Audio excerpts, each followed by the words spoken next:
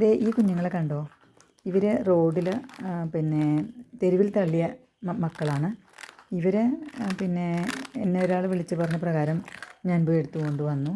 ഏകദേശം 10 ദിവസം ഇവിടെ വന്നിട്ട് ഞാൻ വിരയുടെ മരുന്നൊക്കെ കൊടുത്തു. വയറ് നിറച്ചും വിരയായിരുന്നു. പിന്നെ അതിനുശേഷം ഭയങ്കര ആക്റ്റീവാണ്.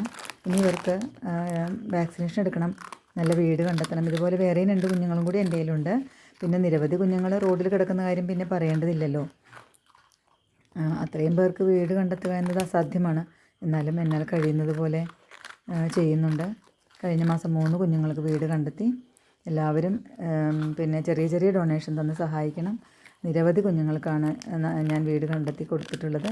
അതുപോലെ തന്നെ പല കേസുകളും റെസ്ക്യൂ ചെയ്തിട്ട് പെയ്ഡ് ഫോസ്റ്റർ ഹോമുകളിലാണ്. അവർക്കും മാസം 10,000 രൂപയോളം ഞാൻ അവിടെ എത്തിക്കണം.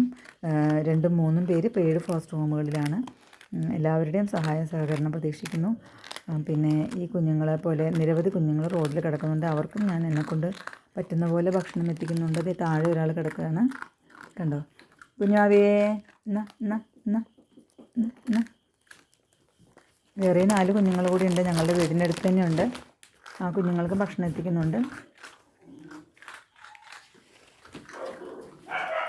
ഹലോ ഹലോ, ഇതാ